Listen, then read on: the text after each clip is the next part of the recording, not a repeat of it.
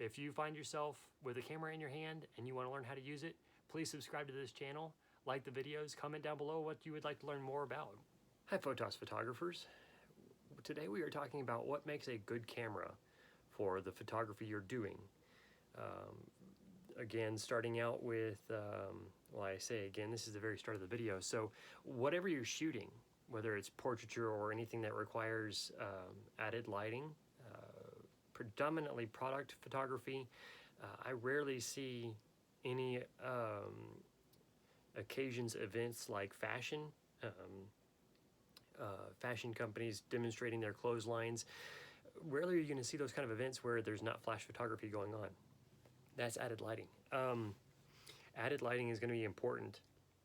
Whether you have a flash that you're adding lighting with, or you have studio strobe doing portraits in a studio, it really doesn't matter. That the added lighting, flash, strobe, or even if it's just reflectors, are going to be something that you are going to think about and prepare and have on hand, everything ready, even possibly backups, just so that you aren't there without the added light that you need. So it doesn't just have to be portraiture, although I use that as one of my examples. It's one of the most common things that people get into photography to do, is to do portraits for people, and it's one of the most commonly exercised venues of photography, or industries of photography. So added lighting, portraiture doesn't have to have added lighting, but it certainly does help to have it. Even at the very least, reflectors to bounce the ambient light back into the face of your subject. So for some reason I wanted to add an extra syllable in there. That's why I had a crazy face. Anyway, portraits, product photography, fashion. I mean, there's all sorts of parts of photography that have added lighting to an image. Now, there are parts of photography that don't require added lighting. If you're doing landscapes, then if you use added lighting in landscapes, you're going to want to do it very softly and there was a word I had, tastefully. There we go. Restaurants, you may hear this from people that have cooking shows on YouTube or other places. I know there's some pretty big names out there that say this, but there's also other people that have kind of taken and made games and jokes out of those phrases. But you want to create a product in your image that people enjoy, right? So to carry on with the phrase that restaurants commonly use is people eat with their eyes. So food presentation, it's all about showing somebody what they're going to eat so that they want to buy that. So you may notice that the higher priced plates look better. People are going to eat with their eyes, and then they're going to want to buy what they see. So because of that, put effort into your images. Make sure that the style, the design, the styling, the positioning of everything you do, where your camera is placed, the angle of the picture that you take, the lighting, is all lining up to be specific to the better part of your image. But again, that comes back down to equipment, right? So be sure whatever you're shooting, landscape, portraits, product, that you get the right equipment for what you're doing. So all added lighting, I would suggest you look at the features of your equipment for this specific camera you're looking for. Start narrowing down all of the options on the market. Are you looking for a mirrorless camera? That used to be called an amateur camera. I try not to use that word, and I don't see very many places using that word anymore either. Those are becoming less and less on the market. Not just the name, but the product itself, because a lot more photographers are using more and more of these things. Very well-known professionals are using cameras like those, and so it's not something that can be called non-professional anymore. It really is a professional thing. So mirrorless cameras, are basically a repositioned, what they used to call amateur that was making money at it, so they called it a pro amateur product line.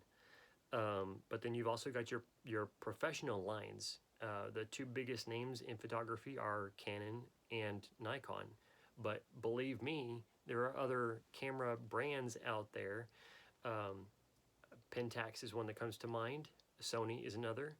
Um, there's Panasonic and others. They have very good quality cameras, but you're going to want to kind of do some homework and some study into this to figure out what the professional lines are, what the mirrorless lines are, the off brands, and how they match up to the quality of the professional, the mirrorless, and etc. Sony has some digital single lens reflector cameras, but they also have a lot of mirrorless. So make sure that you know what you're buying and what each one does. Besides looking at the camera makeup, whether it has a single lens reflector or it doesn't, that's what they mean by mirrorless. Look at the other features on the camera. Does it allow for physical cord syncing with a flash or a studio strobe? Depending on how you shoot, what added light you need to add to your shots. Is your camera going to physically hook up to the lights that you have, or the lights you're going to be looking at buying with a physical cord? Or do your lights use an off-camera solution like infrared triggering? If they use that sort of thing, then you're going to want to make sure that your camera has the infrared triggering light so that your strobes or your flashes are, sounds a little bit weird, but this is kind of how language evolves, synced, not sunk, but synced together. So the infrared flash trigger you're going to be wanting to look for. If you want to be able to trigger your camera without being at your camera or at a computer, walking around or whatever else, you're going to want to look to see if the camera has a remote option. Some of the non-professional lines of cameras don't give you options to connect a remote, or they have other options for remotes that you may not already have for equipment. So be sure that some of the equipment you already have is going to work with the camera you're looking to buy. Then you also have things like